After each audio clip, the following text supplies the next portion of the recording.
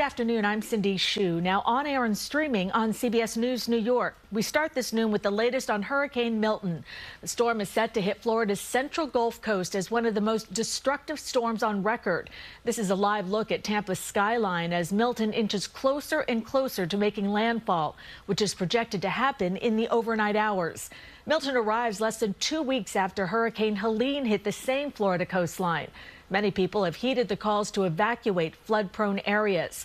This drone video from Treasure Island, Florida, shows the streets of the city almost completely empty, with debris from Hurricane Helene still visible. It looks like a ghost town. Today, we have team coverage of the massive storm. Terry Hornstein reports from Tampa. First, though, John Elliott's live in the Weather Center with the storm's latest trek. Thank you, Cindy. Hi, everybody. So I want to show you what's going on right now. Brighter colors indicating the heavier rain. Already seeing training rain from south of Fort Myers all the way up into Tampa. 3 individual rain-wrapped tornadoes. So already tornadoes are an issue. They're going to be more widespread. Severe thunderstorms, too. You get a sense of the center of this storm right there. It still is slowly moving towards the coast, and it is still a Cat 4. It's down a bit as far as speed, wind at 145. Forward speed moving northeast at 17 miles an hour. That's clicked up just a bit during the course of the morning. One other very important change, this line, whether it hits as a significant 3 or a very weak 4, Cindy said it, it's not tonight, it's overnight between 8 and 8 p.m., 8 a.m. Still a hurricane all the way across the peninsula. Winds at 125 miles initially with gusts at 150. Rainfall is going to be a major problem for localized flooding. And then the surge is going to be a real menace. 10 to 15. That pink right there, that has shifted to the south. Now we're anticipating a hit just south of Tampa Bay, which would be great for them and horrible for them. See how that's going to work? Coming up, we're going to talk more about that wind shield and that potential power outages, too, as we track it. And then we'll talk about our nice fall weather, too. Right now, though, right back to Cindy. John, thank you. And many Florida residents working to get out of the way of Hurricane Milton. Milton is set to make landfall overnight on Florida's west coast. Terry Hornstein reports from Tampa, where meteorologists are warning the storm surge could get as high as 15 feet. Cindy, this area just beginning to pick up from Hurricane Helene. And with that expected storm surge and the potential for very strong winds, a major concern, all of this debris you see here could go flying.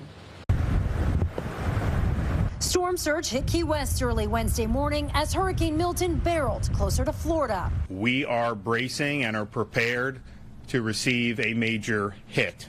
Mandatory evacuation orders were issued for areas along the Gulf Coast, including the city of Treasure Island. The monster storm is expected to make landfall early Thursday before sweeping across the central part of the state. Forecasters say the intensity of Milton is like nothing Floridians have ever seen before. This is a massive storm that is going to bring catastrophic wind, but also flooding and storm surge. And so listen to your local officials. Nobody needs to die from this storm.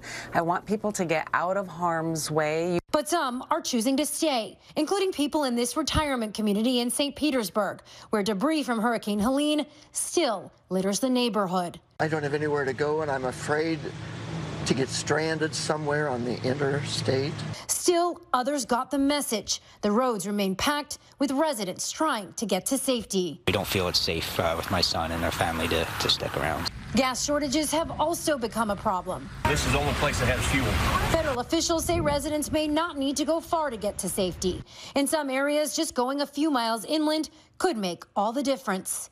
Most people in this area now hunkering down. The conditions continue to deteriorate. One of the major bridges in and out of this area now closed. In Tampa, Terry Hornstein, CBS 2 News. Terry, thank you. And lots of Floridians heading inland to avoid the worst of Hurricane Milton. Hotels in the Orlando area are booked solid. Some of them reporting 4 times as many bookings right now than they typically see this time of year, as thousands follow evacuation orders. I'm a Florida boy, so yeah, I've never evacuated. Yeah, this is the first time ever. Both Walt Disney World and Universal Orlando theme parks announced they'll close early today and remain closed tomorrow. FEMA still responding to Hurricane Helene while getting ready to help after Hurricane Milton. Federal officials have warned that misinformation about funding is hurting relief efforts. FEMA's administrator said they have sufficient resources to respond to both because of a reserve in the Disaster Relief Fund. But I'm going to have to evaluate how quickly we're burning the remaining dollars within the Disaster Relief Fund to see if I'm going to have to go back in and ask for additional funding sooner than what Congress is planning on right now. FEMA says they'll assess the funding on a day-by-day basis. Stay with CBS News New York for the very latest updates on the storm. Look for new developments on air at cbsnewyork.com and our free CBS News app.